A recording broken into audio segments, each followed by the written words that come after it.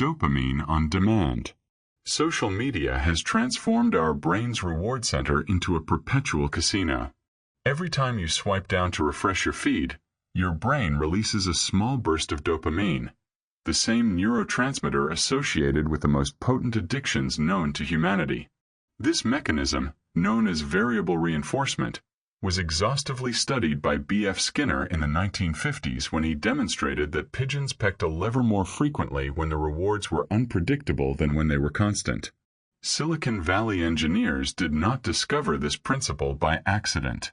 Nir Eyal, author of Hooked, worked directly with tech companies to design products that would create compulsive habits. In his own words, he admitted that the most successful apps are those that exploit the uncertainty of the reward. You don't know if the next swipe will reveal something boring or something extraordinary, and that uncertainty keeps your finger moving. Dopamine doesn't make you happy. It makes you want. It is the chemistry of anticipation, not satisfaction. When you see that you have a new notification, you experience a spike in dopamine before you even know what it contains. This is why you can spend hours checking updates that, in retrospect, provided you with no real pleasure. Your brain is trapped in a cycle of perpetual seeking, always waiting for the next hit that never quite arrives.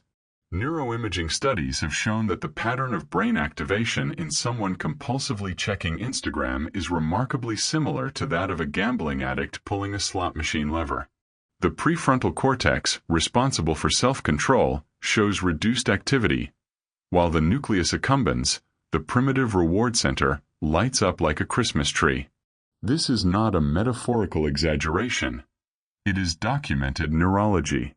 The most insidious part is that this system is strengthened with use. Each cycle of checking and reward etches the neural circuit deeper, making the behavior increasingly automatic. Eventually, you don't even decide to check your phone. Your hand just does it. Researchers call this context-induced automaticity, and it's the reason why you can find yourself staring at your screen without recalling making the decision to unlock it. The cruel brilliance of the design is that the system never fully saturates. Unlike food, where you eventually feel full, or sex, where you experience a refractory period, the infinite feed of social media eliminates any natural signal of satiety. There is no end of the book, no final credits, just an eternal promise that something interesting might be one swipe away.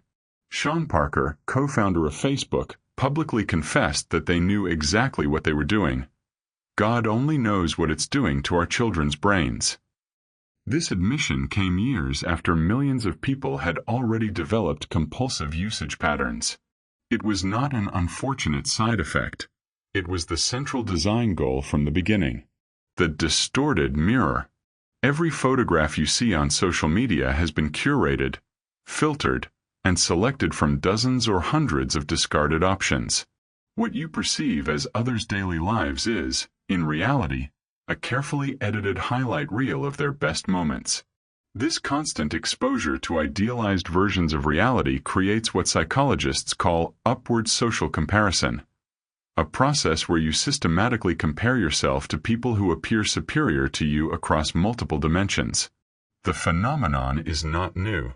Leon Festinger proposed the theory of social comparison in 1954, long before the Internet existed.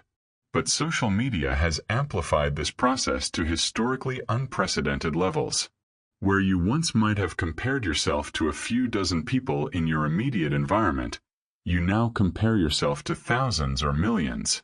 And not just to real people, but to artificially enhanced versions of real people.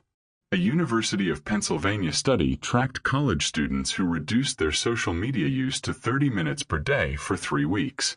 The results showed significant decreases in loneliness and depression compared to the control group. The conclusion was not that social media directly caused depression, but that constant exposure to the seemingly perfect lives of others measurably eroded psychological well-being. The trap intensifies because the people who suffer most from these comparisons are also the most likely to increase their social media usage, seeking validation to compensate for their feelings of inadequacy. This self-destructive cycle creates a downward spiral where the perceived solution is precisely the cause of the problem. It is like trying to put out a fire with gasoline. Fitness influencers who promote naturally achievable bodies frequently have professional lighting setups, professional photographers, specifically calculated angles, and in many cases, digital editing or even plastic surgery. Isina O'Neill, an Australian influencer, caused a commotion in 2015 when she revealed the truths behind her seemingly spontaneous photos. Poses held painfully for hours, hundreds of discarded shots, and a life of constant anxiety hidden behind photogenic smiles. The human brain evolved to assess its relative status within a small group of known individuals. It is not equipped to process the reality that there are literally millions of people more attractive, successful, or talented in specific dimensions. This overload of comparative information creates a perpetual sense of inadequacy that no amount of personal achievement can satisfy. The final irony is that the people who project the most enviable lives on social media frequently experience the highest levels of anxiety about their public image. They are trapped in a perpetual performance, where any crack in the facade threatens the entire validation structure they have built. The mask not only deceives the audience, it eventually deceives the wearer. The algorithmic echo chamber. Recommendation algorithms are not designed to show you the truth. They are designed to maximize your time spent on the platform. This subtle but fundamental difference has transformed social media from communication tools into machines for radicalization. The algorithm quickly learns that content confirming your existing beliefs keeps you on the platform longer than content that challenges them. Guillaume Chaslot, a former YouTube engineer, revealed that the recommendation algorithm was optimized exclusively for viewing time, without any consideration for factual accuracy or user well-being. This led to videos of conspiracy theories, extremist content, and medical misinformation being aggressively promoted because, statistically, they generated higher engagement than more balanced or nuanced content. The concept of confirmation bias was first documented by Peter Wason in 1960, but social media has turned it into an automated architecture. You no longer need to actively seek out information that confirms your prejudices. The algorithm delivers it directly to you, creating the illusion that everyone thinks like you and that your opinions are universally validated by the evidence. A Duke University study tracked YouTube's algorithmic recommendations and found that users who started by watching moderate political content were systematically funneled toward more extreme content with every click. The algorithm interpreted political interest as a signal to intensify the content, not to diversify it. Within weeks, users who were initially seeking general news found themselves consuming radicalized content. This dynamic creates what Eli Pariser called filter bubbles, where each person inhabits a personalized information universe that reinforces their worldview while rendering alternative perspectives invisible. It's not that people deliberately reject contradictory information. They simply never encounter it because the algorithm has preemptively filtered it from their experience. The fragmentation of shared reality has devastating political and social consequences. When different groups consume entirely different sets of facts, constructive dialogue becomes impossible. It's not that people cannot agree. It's that they literally inhabit different epistemic realities, each validated by a constant stream of algorithmically selected content. Facebook discovered in 2012 that it could manipulate users' emotional states by altering the ratio of positive versus negative content in their feeds. They published the results as a scientific study, casually revealing they had experimented with the emotions of 689,003 users without their informed consent. Public backlash forced an apology, but it did not change the fundamental practice. Algorithms are not neutral. They are coded value systems that prioritize certain outcomes over others. When the primary value is time spent on the platform, they inevitably privilege emotional, divisive, and sensationalist content over sober, nuanced, and truthful content. It is not a system error. It is the system functioning exactly as it was designed. Quantified validation. Humans are social creatures who evolved to deeply value the approval of their group. Social media has taken this fundamental need and converted it into a visible numerical metric. Likes, shares, comments, followers. This quantification of social validation transforms a qualitative, contextual process into a numbers game that can be won or lost. Leah Pearlman, one of the original creators of the Facebook-like button, later confessed that she had developed a compulsive addiction to checking how many likes her posts received. The irony that even the function's creator fell into its psychological trap underscores how powerful the mechanism is. It is not personal weakness. It is expert behavioral design exploiting universal neurological vulnerabilities. Every time you post something, your brain enters a state of anxious anticipation. You compulsively check the post, not because you rationally expect anything to have changed in the last 30 seconds, but because your reward system is in a state of hyperactivation. The first few minutes after posting are critical. If the post does not receive rapid engagement, most people experience a measurable drop in mood.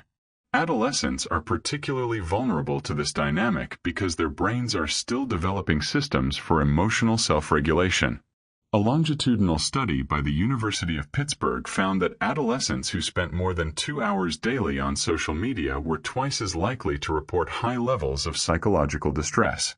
The correlation was strongest specifically on image-focused platforms like Instagram and Snapchat. Quantified validation also creates artificial but psychologically real social hierarchies. Someone with 10,000 followers is treated as more important than someone with 100, regardless of the quality of their character or contributions. This metric becomes a proxy for human worth, reducing the complexity of human relationships to a measurable popularity contest. The phenomenon of buying followers reveals the profound psychological need for numerical validation. Thousands of people spend real money to buy fake engagement from bots, not because they believe they will fool their audience, but because the appearance of popularity has become more important than actual popularity. The number itself becomes the goal, stripped of any underlying relational meaning. Tech companies have experimented with hiding like counts, recognizing the psychological harm they cause. But these initiatives face massive resistance from users, especially from influencers whose commercial value is directly tied to their public metrics. The system has created an economic and psychological dependence on the quantification of validation. The hijacking of attention. Human attention has become the most valuable and fiercely contested resource of the 21st century. Tech companies literally employ the best neuroscientists, behavioral psychologists, and experienced designers in the world to create products that capture and retain your attention with maximum efficiency. This is not a fair fight between your individual willpower and multimillion-dollar teams of cognitive manipulation experts. Tristan Harris, a former Google design ethicist, became a whistleblower after realizing he was contributing to what he called the race to the bottom of the brainstem. Companies competed not to create the most useful or enriching product, but the one that could most effectively exploit the most primitive impulses of the human brain. The winner of this race is not the user. It is the company that can best convert human attention into advertising revenue. The push notification is perhaps the most effective tool in the attention capture arsenal. It interrupts whatever activity you are performing, forcing your brain to context switch. This switch has a cognitive cost. Researchers have found that it takes an average of 23 minutes and 15 seconds to fully regain concentration after an interruption. On a day with dozens of notifications, you never achieve a state of sustained deep focus. Multitasking is a myth. The human brain does not process multiple streams of information simultaneously. It switches rapidly between them, and each switch consumes cognitive resources. Clifford Nass of Stanford dedicated his career to studying chronic multitaskers and found they were worse at virtually every cognitive task than non-multitaskers, including multitasking itself. Social media has normalized a state of continuous partial attention that systematically erodes the capacity for deep thought. Nicholas Carr documented in The Shallows how his own capacity for deep reading deteriorated after years of internet consumption. What he could once read effortlessly for hours now required conscious concentration that quickly depleted. Neuroplasticity is not just a superpower for learning. It also means that your brain physically rewires in response to usage patterns, and not always in beneficial directions. The opportunity cost of captured attention is invisible but devastating. Every hour spent aimlessly scrolling is an hour you did not spend developing skills, deepening relationships, creating something meaningful, or simply existing in quiet contemplation. The addiction to distraction doesn't just steal your time. It steals your ability to do anything meaningful with the time you have left. Digital detox retreats have become increasingly popular, with people reporting almost mystical experiences of rediscovering the capacity to be bored, to think without interruption, to be present in conversations without the compulsion to check notifications.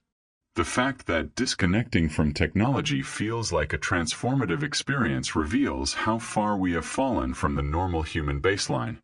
The manufacturing of FOMO. The fear of missing out, known by the acronym FOMO, existed long before social media, but never before had it been so persistent, pervasive, and publicly visible. When your friends went out without you, you used to not find out until much later, if at all.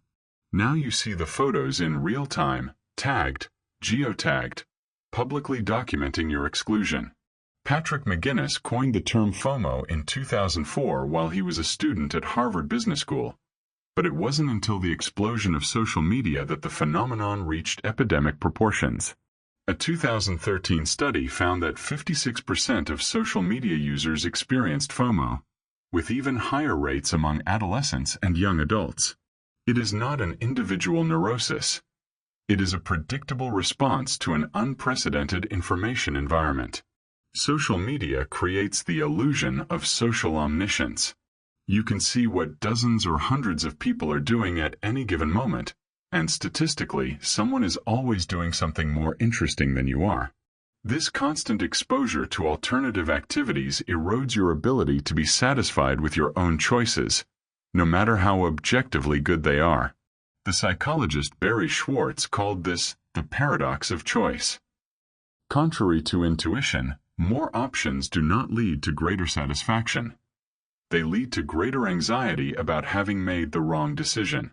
Social media constantly shows you the options you didn't choose, the parties you didn't attend, the vacations you didn't take, the lives you didn't live. Instagram stories and Snapchat stories dramatically intensified FOMO by adding temporal urgency. The content disappears after 24 hours, creating artificial pressure to consume it immediately. You can't watch it later, because later it won't exist. This manufactured scarcity exploits the loss aversion bias, where the pain of losing something is psychologically more intense than the pleasure of gaining it. FOMO doesn't just affect your social life. It affects your identity. You become less sure of your own tastes, preferences, and priorities because you are constantly exposed to alternatives that other people have chosen. Do you really want to spend Friday at home reading? Or do you only think so because you didn't see the pictures of your acquaintances at a concert? The instinctive response to FOMO is to increase your participation in social media so you don't miss anything. But this intensifies the problem. The more connected you are, the more social events you will discover that you couldn't attend, the more seemingly exciting lives you will see that you are not living. The solution becomes the cause in a self-sustaining feedback loop. The illusion of connection. Social media promises to connect us with more people than ever, but it delivers a form of connection that is quantitatively abundant but qualitatively superficial. You can have 500 friends and feel profoundly lonely because none of those connections provide the intimacy, reciprocity, and presence that meaningful human relationships require. Robin Dunbar, an evolutionary anthropologist, proposed that humans can maintain approximately 150 stable social relationships, a number that correlates with the size of the human neocortex. No technology changes this fundamental neurological limitation. What social media does is allow you to maintain weak ties with thousands of people while your close relationships atrophy through neglect. A University of Michigan study found that every additional hour spent on Facebook correlated with a decrease in overall life satisfaction. The researchers suggested this was because time on social media displaced face-to-face interactions, which consistently predict greater psychological well-being. Digital connection does not supplement physical connection. It replaces it, with disastrous results. Technology-mediated communication filters out crucial information. You cannot read body language, detect tonal subtleties, or experience the temporal synchrony that characterizes in-person conversations. Video calls come close but still lack the full bodily presence that enables true empathy. We know people with our whole body, not just with our eyes. Sherry Tuckle of MIT documented in Alone Together how people increasingly prefer digital communication because it offers control over presentation and allows messages to be edited before sending. But this control comes at a cost. We never learn to navigate the vulnerability and spontaneity that deep relationships require. We become experts at carefully curated performances and inept at authentic presence. The phenomenon of phubbing, ignoring someone present to look at your phone, has become so common that we barely notice it. But studies show that even the mere presence of a phone on the table reduces the perceived quality of conversations and the felt closeness between participants. The possibility of interruption is enough to degrade the connection, regardless of whether the interruption actually occurs. The contemporary loneliness crisis is well documented. Despite having more communication tools than any previous generation, people report feeling more isolated than ever. The explanation is simple. We have confused communication with connection, digital presence with human presence.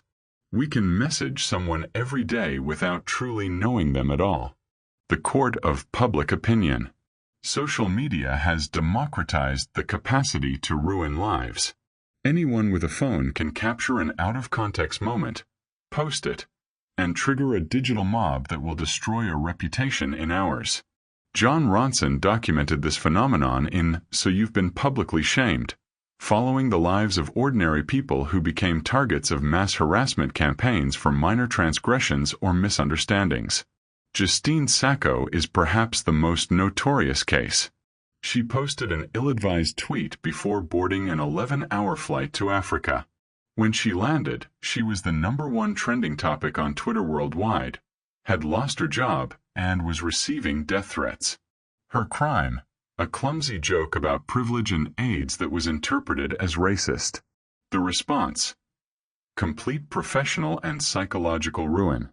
The dynamic of the digital mob is different from traditional bullying because it is public, permanent, and scales without limit. A school bully can torment you at school, but they cannot recruit 10,000 strangers to join in. Social media allows for the instantaneous mobilization of collective hatred without the moderation that face-to-face social relationships normally provide. Anonymity or pseudo-anonymity amplifies cruelty. The online disinhibition effect causes people to say things online that they would never say face-to-face. It is not just that they are more honest. They are crueler, more reductive, more willing to dehumanize. The screen creates a psychological distance that collapses empathy. Mob justice operates with a different logic than the legal system. There is no presumption of innocence, no proportionality between offense and punishment, no opportunity for rehabilitation. Once the internet decides you are guilty, the sentence is perpetual. Search engines ensure that your worst moment will define your digital identity forever. The concept of cancel culture has generated intense debate, but it underestimates the reality of the phenomenon. It is not just that certain public figures face consequences for misconduct. It is that ordinary people can be destroyed by momentary errors or misunderstandings, with a fervor that exceeds any reasonable offense. The irony is that the individual participants in these mobs frequently believe they are acting morally, defending justice against oppressors. But the aggregation of thousands of individual acts of accountability becomes a destructive force that exceeds the intentions of any individual participant. No one feels responsible for the collective devastation because each person only contributed one tweet. The erosion of privacy. Every photo you post, every location you tag, every like you give, is a piece of data that tech companies collect, analyze, and monetize. Privacy is not something you lose in a single dramatic moment. It is something you surrender gradually, in microscopic transactions that seem individually harmless but cumulatively build a terrifyingly detailed psychological profile. Cambridge Analytica demonstrated the political consequences of this commercial surveillance. Using data harvested from millions of Facebook profiles, they built psychographic models that enabled micro-targeted political propaganda with unprecedented precision. They weren't guessing what messages would work. They knew, based on your digital history, exactly what fears, hopes, and biases they could exploit. Most people would say they have nothing to hide, but this attitude fundamentally misunderstands the value of privacy. Privacy is not about concealing wrongdoing. It is about maintaining autonomy over how you present yourself in different contexts. You act differently with your boss than with your intimate friends, and that is not hypocrisy. It is the normal functioning of social life. Social media collapses these contexts. What you post for your close friends is potentially visible to your colleagues, relatives, and complete strangers. This context collapse forces you to present a single, coherent persona that is acceptable to all possible audiences. A bland, censored version of who you truly are. Dana Boyd, a principal researcher at Microsoft, coined the term imagined audience to describe how people navigate this complexity. When you post, you imagine who will read it, but that imagination is frequently incorrect.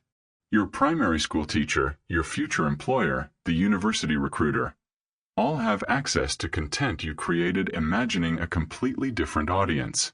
The permanence of digital data means there is no statute of limitations for shame. The stupid things you said when you were 15 are archived forever, available to anyone with enough determination to search. The ability to reinvent yourself, to leave past mistakes behind, has historically been essential for human growth. Social media has abolished it. The European concept of the right to be forgotten attempts to address this issue, allowing individuals to request the removal of certain personal information from search engines. But it is an inadequate solution to a massive problem. The data has already been copied, shared, and dispersed across countless servers. Once something is on the internet, it never truly disappears. Outrage journalism. Social media platforms have discovered that nothing generates engagement like outrage. Content that enrages you is shared more frequently, commented on more intensely, and remembered more vividly than content that informs you or makes you happy. This reality has transformed the information ecosystem into a perpetual fury-generating machine. A Yale University study analyzed millions of tweets and found that every negative emotional word in a headline increased the probability of sharing by 20%. It didn't matter if the story was true, important, or even coherent. If it evoked outrage, it spread. The attention market rewards provocation over accuracy. Traditional media, struggling to survive in the digital age, has adapted its strategies to compete in this new environment. Headlines have become more sensational, stories more polarized, coverage more tribal. Not because journalists have lost their integrity, but because sober, nuanced articles simply do not generate the clicks necessary for economic survival. The emotional gap between headlines and content has grown dramatically. A headline may promise explosive indignation, but the article itself, which few people read completely, may tell a more complex, less alarming story. But the damage is already done. Most people only read and share the headline, propagating a distorted version of reality. The outrage cycle is self-sustaining. Media outlets publish outrageous content because it generates engagement. Users consume and share outrageous content because their algorithmic feeds prioritize it. Platforms promote outrageous content because it maximizes site time. No single actor has an incentive to break free from this destructive equilibrium. The consequence is a population in a state of perpetual emotional activation. Chronic outrage has measurable health effects. Elevated blood pressure, increased cortisol, interrupted sleep. We are not designed to be furious all the time, but social media has normalized this state as the default condition of digital citizenship. The obvious solution is to consume less social news, but this creates a dilemma. You want to be an informed citizen, but the act of informing yourself through social media leaves you angrier and less capable of thinking clearly about complex issues. The tool of information has become a tool of emotional misinformation. The gamification of existence. Social media has transformed life into a game where the points are likes, the levels are followers, and the goal is vague but consuming. This gamification is not accidental. It is deliberate design based on decades of research into motivation and game behavior. Yu-Kai Cho, a pioneer in gamification design, worked with numerous tech companies to integrate game mechanics into non-gaming applications. Snapchat's badges, streaks, and challenges are obvious examples. But the most effective gamification is invisible. Every time you open Instagram and swipe down, you are pulling a digital slot machine lever. You don't know what you'll see, and that uncertainty is precisely what keeps you pulling. Casinos have perfected this mechanic for decades. Silicon Valley simply applied it to social interaction. Snapchat's streaks are particularly insidious. If you've exchanged messages with someone for consecutive days, a streak is established and counted with a number next to their name. Breaking the streak means losing all progress. Teenagers report genuine anxiety about maintaining streaks, to the point of handing their passwords to friends when they go on vacation so the streaks stay active. The logic is absurd if you think about it. You are sending messages not because you have something to say, but to preserve an arbitrary number that means nothing except that you sent messages. But this is exactly the brilliance of gamification. It turns actions that lack intrinsic purpose into obligations by creating point systems and the threat of lost progress. Professional influencers take this further, literally turning their lives into content optimized for metrics. Every experience is evaluated for its engagement-generating potential. Is this moment Instagrammable? Will this story generate views? Will this opinion increase or decrease followers? Life becomes instrumental, a means to the end of accumulating digital capital. The philosopher Byung-Chul Han argues that we have become entrepreneurs of the self, exploiting ourselves more efficiently than any boss could. Social media has internalized the capitalist logic of productivity and optimization, applying it to every aspect of existence. There is no free time. Everything is potential content. Every interaction is potential networking. The most tragic loss is the capacity to experience something simply for its own sake, without the mediation of how it will be perceived or documented. When was the last time you witnessed a beautiful moment without the impulse to photograph it? When did you eat a meal without considering it as potential content? Documentation has devoured experience. Constant performativity. Living on social media means living under perpetual surveillance, not from an authoritarian big brother, but from thousands of eyes judging every aspect of your presentation. This invisible but ever-present audience transforms authenticity into a calculated performance. Irving Goffman theorized about the presentation of self in everyday life in 1959, but even he could not anticipate a world where the performance never ends and the audience never goes home. The crucial difference between traditional social performance and digital performativity is permanence and scale. When you acted to impress on a date or interview, the performance ended when you left. On social media, every performance is permanently recorded and evaluated by a potentially limitless audience. There is no backstage where you can relax and be yourself. Adolescents are particularly vulnerable because their identities are still forming. Instead of exploring who they are in relatively safe spaces with limited feedback, they are building their personalities in public, receiving quantified validation or rejection from hundreds of peers. Every identity experiment is documented and can be used against them later. Authenticity has paradoxically become another performance. Influencers talk about keeping it real, while carefully curating which version of real they display. No makeup photos are taken with perfect lighting after dozens of attempts. Spontaneous moments are choreographed. Authenticity has become an aesthetic that can be manufactured and sold. This perpetual performance generates what sociologist Arlie Hochschild called emotional labor. She originally applied it to service workers who had to manage their emotions as part of their job. But now we all perform this labor constantly.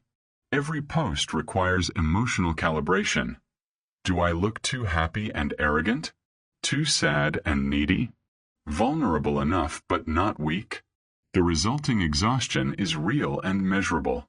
Studies show that people experience significant fatigue after extended social media sessions, not just from content consumption but from the effort of personal presentation. Maintaining a coherent facade across multiple platforms and contexts is cognitively demanding. The final irony is that this elaborate performance distances us from the genuine connections we supposedly seek. People connect through shared vulnerability, not curated perfection. But revealing real vulnerability in a permanent public space feels too risky. So we all perform strength while secretly yearning for the intimacy that only honesty can create. The temporal collapse. Social media has destroyed our relationship with time. The infinite feed removes any natural start or end markers, turning time into a shapeless extension where just 5 more minutes turns into 2 lost hours. There are no chapters, no intermissions, just a perpetual stream of content that always promises something interesting is one swipe away. The concept of continuous present has been replaced by what some call the perpetual present. You are not truly in the current moment because you are documenting it for future consumption. You are not fully in the future because you are consuming documentation of others' past. You exist in a temporal limbo where past, present, and future collapse into an eternal but never fully experienced now. The average attention span has decreased dramatically. A Microsoft study found that in 2000, the average attention span was 12 seconds. By 2015, it had fallen to 8 seconds, allegedly less than that of a goldfish. Although this specific statistic has been questioned, the general trend is undeniable. Our minds have been retrained for rapid superficial consumption. The historian Yuval Noah Harari warns of the hacking of humans through the management of our attention.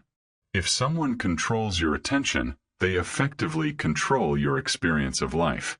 Tech companies have developed unprecedented competence in this hacking, using every psychological trick available to hijack your most precious resource.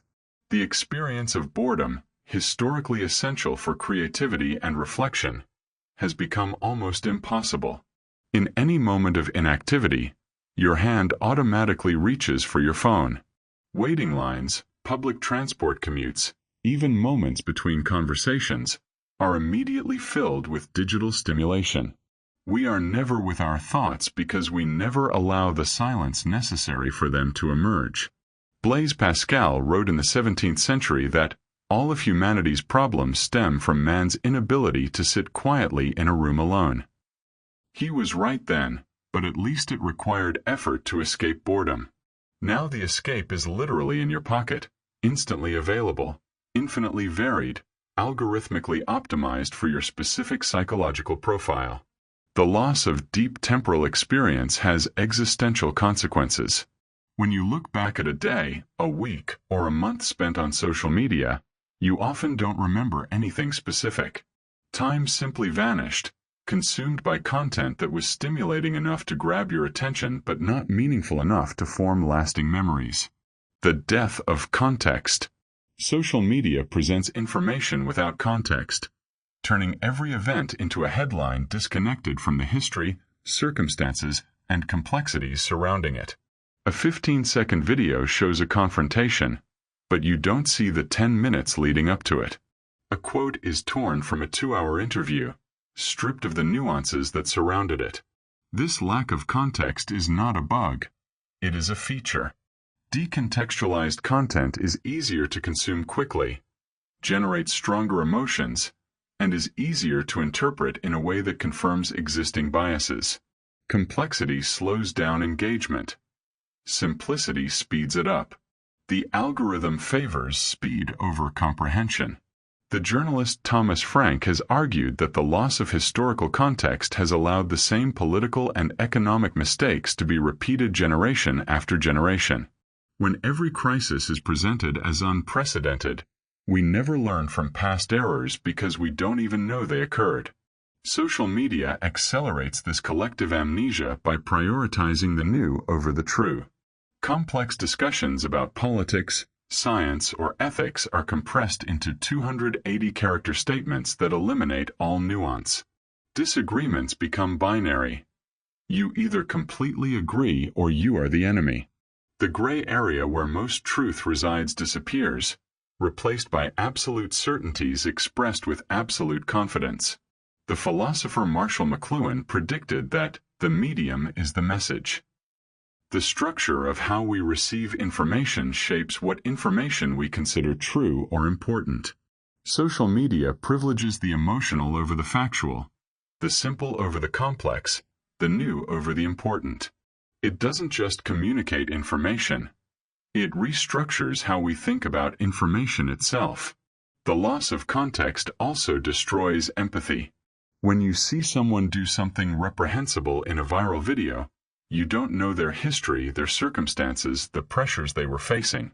You simply reduce them to that single moment and judge their entire existence based on it. This is a fundamentally dehumanizing form of thought. Fact-checkers try to restore context, but they frequently arrive after the decontextualized narrative has already gone viral. A lie can travel halfway around the world while the truth is still putting on its shoes. In the age of social media, this metaphor has become literally true. Misinformation travels faster and farther than corrections. The monetization of intimacy. Influencers have turned their private lives into commercial products, blurring any distinction between the personal and the professional. Every meal is sponsored content. Every relationship is potential drama to boost engagement. Every personal crisis is an opportunity for vulnerable content that generates monetizable empathy. Intimacy is no longer something you share with close people. It is something you sell to strangers. Essena O'Neill, who quit her career as an influencer, revealed that photos that looked like spontaneous moments of her life took hours of preparation. The photo of her casually eating a piece of fruit required 100 attempts. The image of her in a bikini feeling confident was taken after spending days restricting food. The authenticity was completely manufactured. This intimacy economy creates perverse incentives. Influencers face pressure to share more and more of their private lives because more personal content generates more engagement. Births, marriages, even grief are documented and monetized. Nothing is sacred. Everything is potential content. Influencer children, or kidfluencers, are particularly vulnerable. They grow up without privacy, with every moment documented for millions of strangers. They did not consent to this exposure, yet their entire lives are archived online before they are old enough to understand the implications. Some have begun to sue their parents for profits from the content they starred in without consent. The psychologist Brené Brown defines intimacy as experiences of mutual connection that emerge when you feel seen, heard, and valued. But the performative intimacy of social media inverts this. You seek to be seen by crowds that cannot know you, heard by algorithms that cannot understand you, valued by metrics that reduce your humanity to numbers. The distinction between authentic life and curated content becomes increasingly blurred. Influencers begin to make life decisions based on their potential as content. Should they break up a relationship? It depends on how it would affect their brand. Should they reveal a mental health issue? It depends on whether it would generate valuable empathy or make them seem unattractive to sponsors. The business model requires perpetual growth. An influencer with 100,000 followers needs to reach 500,000. When they reach 500,000, they need 1 million. Success is never enough because the metrics can always be higher. This infinite pursuit of growth turns life into an exhausting performance with no finish line. Algorithmic polarization. Social media algorithms are not designed to promote truth, understanding, or constructive dialogue. They are designed to maximize engagement. And it turns out that polarizing content generates more engagement than moderate content. Every day, billions of algorithmic micro-decisions push users toward more extreme positions. A leaked internal Facebook study revealed that the platform's algorithm amplified divisive content because it generated more interactions. Researchers explicitly warned that our algorithms exploit the human brain's attraction to division. The company knew it was polarizing society but decided the profits were worth the social cost. The phenomenon works like this. You post something moderate, it receives lukewarm engagement. You post something more extreme, it explodes with likes and shares. The algorithm learns that extreme content works and shows you more of it. You consume more extreme content, normalizing it. Your next post is even more extreme. The cycle accelerates until positions you would have considered absurd a year ago now seem perfectly reasonable. Polarization is not just political. It infects every aspect of discourse. Discussions about diet turn into tribal wars between militant vegans and carnivorous defenders. Debates about parenting polarize into hostile camps. Even entertainment preferences become tribal identities that must be defended against perceived critics. The term digital tribalism captures how social media has rebuilt ancestral group dynamics in the virtual space. Humans evolved in small groups where group loyalty was essential for survival. Social media exploits the psychology, but instead of tribes of 50 people, it forms tribes of millions united by shared ideologies and common enemies. Jonathan Haidt argues that social media has created a collective stupefaction, where nuanced thought is punished and tribal conformity is rewarded. Anyone who expresses doubts about the group's orthodoxy is cast out as a traitor. The result is a homogenization of thought within each tribe and a growing divergence between tribes. The most terrifying consequence is the erosion of the common ground necessary for democracy to function. When different groups operate with entirely different sets of facts, when reality itself has become tribal, how can citizens make collective decisions? The algorithm does not care about these questions. It only cares about keeping you scrolling. Normalized narcissism. Social media has transformed narcissism from a diagnosable personality disorder into the default operating mode of digital existence. Constant self-promotion, the need for perpetual attention, the inability to tolerate criticism, all characteristics of pathological narcissism, are now considered necessary skills for success online. Jean Twenge, a psychologist studying generational trends, documented a dramatic increase in narcissistic traits among young people, coinciding almost perfectly with the rise of social media. Her research shows that contemporary college students score significantly higher on measures of narcissism than previous generations, with the largest gap appearing after 2006. Just as Facebook opened to the general public. The very structure of social media encourages narcissistic thinking. Every platform is essentially a broadcasting channel where you are the star. Your profile is a digital monument to yourself, constantly updated with evidence of your importance, attractiveness, and success. The fundamental question every post answers is, why am I special? The selfie is perhaps the purest symbol of this narcissistic culture. One study found that people take an average of 6 selfies before posting one. searching for the angle, lighting, and expression that best flatters them. Some tourist sites report that visitors spend more time taking photos than actually observing the site. The experience is completely subordinated to its documentation. Digital narcissism also manifests in the inability to tolerate anonymity or irrelevance. The idea of living an ordinary life that is not constantly validated by online audiences has become intolerable for many. This explains the proliferation of influencers who document the most mundane aspects of their lives, from morning routines to grocery store trips, treating every activity as audience-worthy. Psychologists distinguish between healthy and pathological narcissism. Healthy narcissism involves genuine self-esteem and the capacity to connect with others. Pathological narcissism involves defensive grandiosity that hides deep insecurity. Social media promotes the pathological variety. The need for constant external validation, fragility in the face of criticism, the inability to empathize with experiences that do not center the self. The paradox is that increased narcissism is correlated with decreased happiness. People most obsessed with self-promotion and the accumulation of social validation tend to report lower levels of life satisfaction. Narcissism is a defensive strategy that can never be fully satisfied because no amount of external admiration can fill an internal void of self-worth. The destruction of deep reading. The ability to read long texts with sustained attention is disappearing.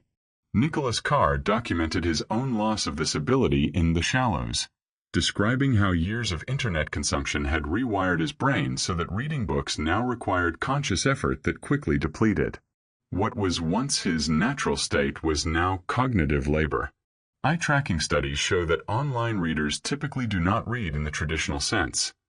They scan in an F pattern, reading the first few lines and then jumping down, looking for keywords and ignoring most of the text. This form of reading is fundamentally different from the deep reading that allows for complex comprehension and critical thinking. Deep reading is not just a skill. It is a cognitive technology that reconfigures the brain. Marianne Wolf, a cognitive neuroscientist, explains that when we read deeply, we activate neural networks that enable complex empathy, analytical thought, and critical reflection. These capabilities are not innate. They emerge from prolonged training in sustained attention. Social media trains the brain for the opposite type of processing: rapid, superficial, reactive. Every time you jump from one tweet to another, from one video to another article, you reinforce neural circuits for distraction. With enough repetition, these circuits become dominant, and deep concentration becomes increasingly difficult, even when you desire it. University students increasingly report difficulty reading long academic texts. It's not that they are less intelligent. It's that their brains have been literally rewired for a different mode of information processing. Professors respond by shortening assigned readings, which further accelerates the atrophy of deep reading in a negative feedback loop. The loss has democratic consequences. Informed citizenship requires the ability to read lengthy documents, evaluate complex arguments, and resist emotional manipulation. If most citizens can only process headlines and sound bites, democracy becomes a competition of slogans rather than a substantive debate over policy. The irony is that we are swimming in more text than ever. We read constantly. Messages, posts, comments, articles. But reading a lot of text superficially is not the same as reading deeply. In fact, it can be the opposite, actively training the brain for superficiality. The economy of envy. Social media has industrialized social comparison, turning it into an economic engine. Envy is not an unfortunate side effect. It is the fuel that keeps the machine running. You see what others have, you feel a sense of lack, and that feeling of inadequacy drives you to consume, whether it's products, experiences, or the time on the platform itself trying to attain what you see. Instagram is particularly effective at generating envy because it is optimized for the visual presentation of aspirational lifestyles. Images of exotic vacations, perfect bodies, beautiful homes, and seemingly ideal relationships create a perpetual catalog of things you do not have. Every image is a reminder of the gap between your life and the life you believe you should have. Influencers essentially operate as sellers of envy. Their job is to make you desire their life, and then monetize that desire through sponsored content. Look at my perfect body. Buy this supplement. Look at my beautiful house. Use my discount code for decor. Look at my incredible trip. Book through my affiliate link. Envy is the hook. The transaction is the goal. The philosopher Byung-Chul Han argues that we live in a society of achievement, where every person exploits themselves in the pursuit of unattainable ideals. Social media has accelerated this dynamic by making the apparent perfection of millions of others visible, each competing in the same infinite race toward a constantly receding goal. The phenomenon of FOLO, fear of living ordinarily, has emerged as the less discussed cousin of FOMO. It is not just fear of missing specific events. It is an existential rejection of ordinary life itself. The idea of having a normal life, with simple pleasures and predictable routines, has become terrifying because it lacks the spectacular nature necessary for social media content. Digital envy also has a particular quality of powerlessness. When you envied the rich neighbor in pre-digital times, you at least shared your physical context. There was an imaginable, albeit unlikely, path to achieve their status. But when you envy an Instagram celebrity with millions of followers, the context is so different that success seems completely out of reach, generating resentment with no hope of resolution. Rates of depression and anxiety among young people have risen in parallel with social media use, and envy induced by social comparison is a key mediator. Adolescents are especially vulnerable because they are still forming their sense of identity and self-worth, making them more susceptible to evaluation based on external comparisons. Engineered addiction. Social media addiction is not a metaphor. It is a clinically accurate description of a behavioral disorder that exhibits all the characteristics of other recognized addictions. Tolerance. You need increasingly larger doses for the same effect. Withdrawal. You experience anxiety when you cannot access it. Compulsion. You continue using despite negative consequences. Relapse. Repeated attempts to reduce use fail. Adam Alter, an NYU psychologist, documented in Irresistible how tech companies employ teams of addiction engineers whose explicit job is to make products harder to resist. They use techniques taken directly from the gambling industry, which has spent decades perfecting the art of creating behavioral addiction without chemical substances. The pull to refresh is a brilliant example of addiction engineering. The physical act of swiping down to update the feed mimics the action of pulling a slot machine lever. This similarity is not accidental. Tristan Harris has revealed that designers explicitly studied slot machines to understand how to make feed refreshing more compulsive. Neuroscientists can now observe the social media addicted brain using fMRI, and the patterns are disturbingly similar to those of substance addicts. The prefrontal cortex, responsible for impulse control and decision-making, shows reduced activity. The limbic system, which processes rewards and emotions, is hyperactive. The brain is literally malfunctioning in a predictable way.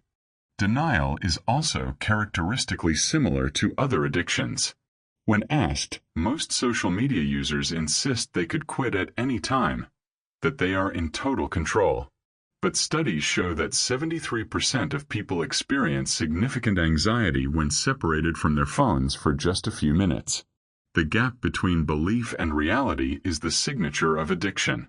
Cal Newport argues in Digital Minimalism that individual willpower is insufficient against products designed by expert teams to be irresistible. It is not moral weakness. It is asymmetry of power. You are bringing a knife to a gunfight when you try to resist products optimized for years with A/B testing on millions of users.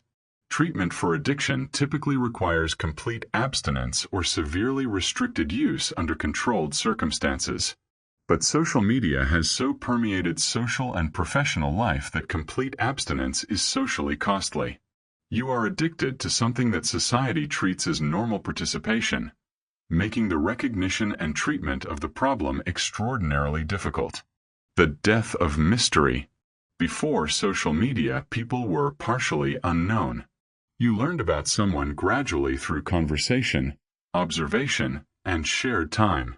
This gradual revelation created depth, intrigue, and the possibility of surprise. Now you can stalk someone's entire profile before meeting them, eliminating the mystery and the possibility of organic discovery. In dating, this has completely transformed the dynamic of meeting someone new. First dates frequently feel like information performances that both parties already know, derived from mutual profile stalking. The excitement of discovery is replaced by the awkwardness of pretending not to know what you already know. Social psychologist Bella DePaulo has studied how the omnipresence of information reduces relational depth. When you know everything about someone before forming a relationship, you lose the meaningful conversations where that information would have been shared in context, loaded with emotion and meaning. Information exchange without the relational process is like reading a book summary instead of the book itself. Celebrities have completely lost their mystique. Before, they were distant, glamorous figures. Now they post banal updates about their morning routines and digestive issues. This hyper-accessibility paradoxically makes them less interesting. The manufactured proximity destroys the very quality that made them fascinating, their remoteness. Anticipation has also been stolen. Before, you anxiously awaited hearing about a friend's trip when they returned. Now you experience it in real time through stories, stripping it of the cohesive narrative that would emerge from the retelling later. The experience is fragmented into disconnected moments, losing the arc that makes stories memorable. The philosopher Albert Borgman distinguishes between things and devices. Things reveal their meaning gradually through engagement.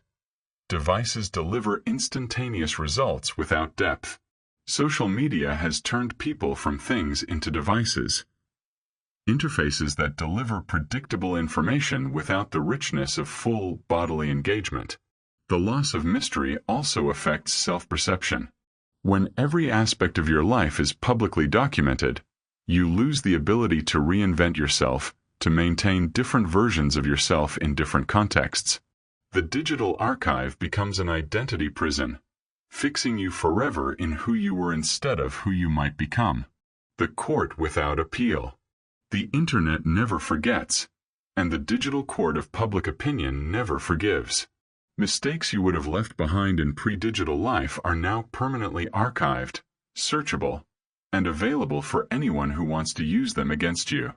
This permanence eliminates the possibility of redemption, growth, or simply moving past a shameful past.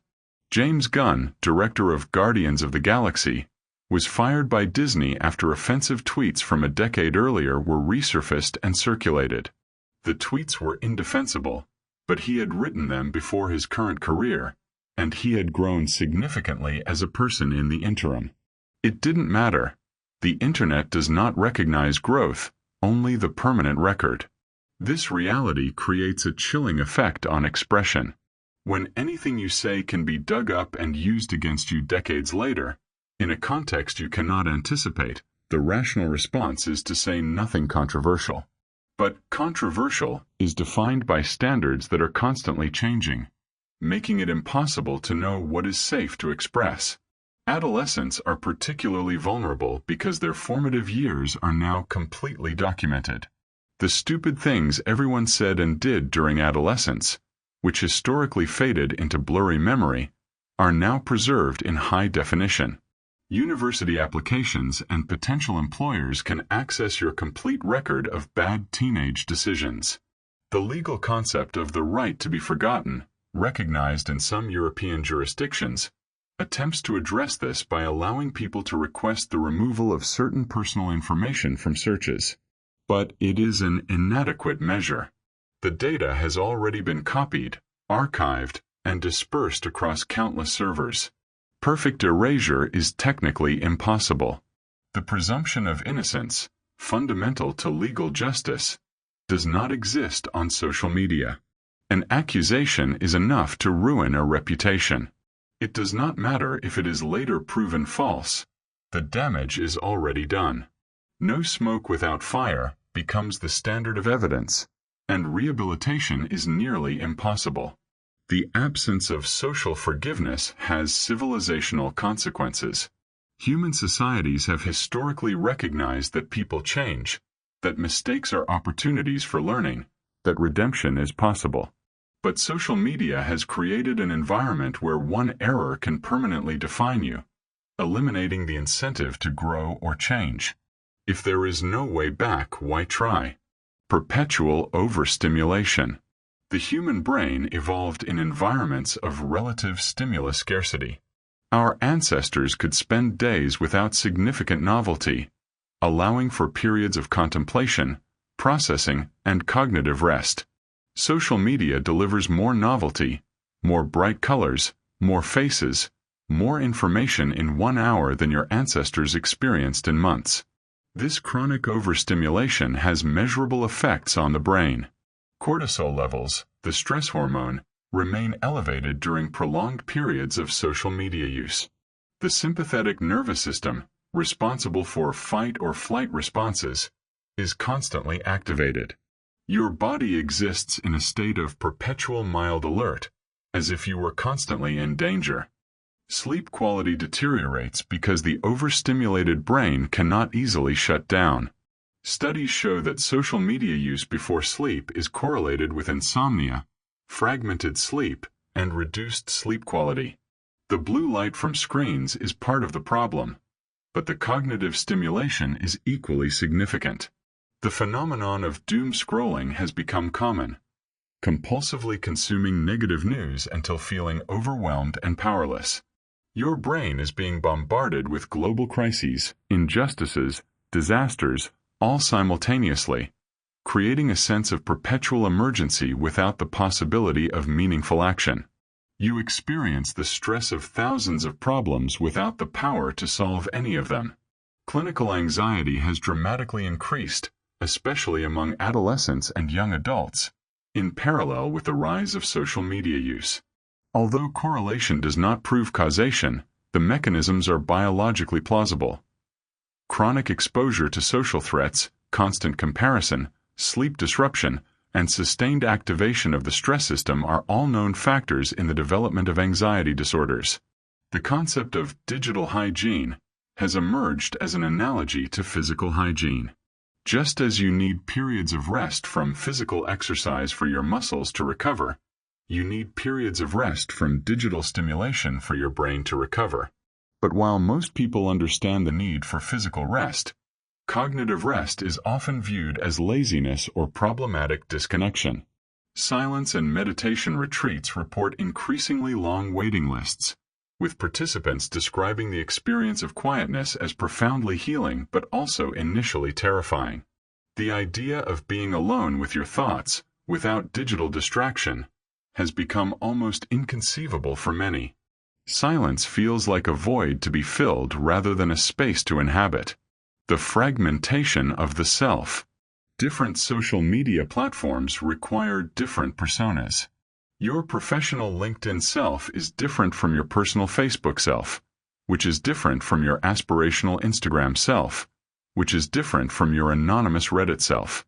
Maintaining these multiple, fragmented identities requires substantial cognitive effort and creates a sense of self-fragmentation. The psychologist Kenneth Gergen called this the saturated self, a condition where exposure to multiple perspectives and demands from different social contexts erodes the sense of a coherent, unified self. Social media has dramatically accelerated this process by multiplying the social contexts in which we must simultaneously perform. The question, "Who am I really?" becomes increasingly difficult to answer when you exist as multiple versions of yourself in different digital spaces. Are you the optimistic Instagram version? The complaining Twitter version? The professional LinkedIn version? Or none of them? Simply performances for different audiences? The philosopher Charles Taylor argues that identity requires a stable horizon of meaning against which you define yourself. But when every aspect of your identity is subject to constant public evaluation and changes based on feedback, this horizon becomes unstable. You define yourself less by internal values and more by how different audiences respond to your presentations. Adolescents are particularly vulnerable because their central developmental task is identity formation. Erik Erikson identified adolescence as the critical period for developing a coherent sense of who you are. But when this process occurs publicly, fragmented across multiple platforms, with constant feedback from hundreds of peers, the capacity to form a stable, integrated identity is compromised. Authenticity becomes nearly impossible when there is no unified self to be authentic to. Some people respond by retreating into privacy, but this has social costs in a world where digital participation is expected. Others double down on performativity, accepting that they are simply the sum of their performances with no stable core beneath. The irony is that social media promise to allow us to be ourselves and express our true identity. In reality, it has fragmented the self into multiple performances, each calibrated for a specific audience and platform. The unified self has been replaced by a collection of characters you play on different digital stages. The outrage economy. Outrage is the most valuable resource in the social media economy. Nothing goes viral as fast, is shared as widely, or is monetized as effectively as content that makes you furious. Tech companies know it, media outlets know it, politicians know it, and all have optimized their strategies accordingly. A Yale analysis of millions of tweets found that every morally or emotionally charged word increased the probability of a retweet by approximately 20%. Neutral content, no matter how informative or important, dies in the feed. Content that activates moral outrage spreads like a virus, reaching exponentially more eyes. This economy has completely perverted public discourse. Politicians don't seek solutions. They seek enemies against whom they can rally their followers. Media outlets don't report news. They report atrocities that confirm their audience's existing suspicions. Citizens don't deliberate on policy. They signal their virtue by denouncing perceived evil in others. Moral indignation feels productive. When you share an article about an injustice, you experience a sense of doing something about the problem. But studies show that the expression of outrage online is negatively correlated with real-world action. The more you express digital indignation, the less likely you are to take concrete action. It is performative activism that replaces real change. The digital activist Zeynep Tufekci calls this slacktivism, vague activism that provides the psychological satisfaction of participation without the effort of real organization. Changing your profile picture to a flag, sharing a petition, using a hashtag. All these actions create the illusion of political participation while leaving power structures completely intact. Chronic outrage also has psychological and physiological costs. Your body does not distinguish between real threats and social threats. It responds with the same cascade of stress hormones. When you are constantly outraged by multiple simultaneous injustices, your nervous system exists in a state of activation it was never designed to sustain. The cycle is self-sustaining. Outrage generates engagement. Engagement generates revenue. Revenue incentivizes more outrageous content. No single actor can break the cycle because all are rationally responding to the system's incentives. The only solution is to change the incentives themselves, but this would require tech companies to voluntarily surrender their most profitable business model. The death of shared attention. Before smartphones, families ate together, audiences watched movies without interruption, and conversations occurred without the competition of vibrating devices. Something called shared attention existed, where multiple people focus their attention on the same thing simultaneously. This shared experience created social bonds and collective memories. Social media has fractured this shared attention. Now, even when bodies are in the same space, minds are scattered across different feeds, videos, and digital conversations. The family dines together, but each person is consuming different content on their phone. Shared experience has been replaced by parallel isolation. Studies of family interactions show a dramatic decline in the quality and quantity of conversations. Device interruptions are so frequent that continuous conversations rarely occur. What used to be dialogue has become a series of fragmented statements interspersed with glances at screens. Movie theaters face a growing problem of people using phones during films, unable to maintain attention on one thing for 2 hours. This is not simply bad manners. It is a cultivated neurological inability. Brains have been retrained to expect constant shifts in attention, making sustained concentration feel intolerable. The concept of quality time has become almost impossible to achieve because it requires full attention, which is exactly what social media has trained people not to give. Parents are physically present with their children while mentally absent, half present in dozens of simultaneous digital conversations. Social rituals that historically created communal cohesion, shared meals, religious ceremonies, collective entertainment, have all been degraded by perpetual digital distraction. People attend but are not present, photographing experiences instead of experiencing them, updating followers instead of connecting with those physically around them. The loss of shared attention fragments society into millions of isolated individualities, each consuming personalized content in a unique filter bubble. There is no common cultural experience, no shared basis of knowledge or reference. You inhabit the same physical space as your neighbors while existing in entirely different informational realities.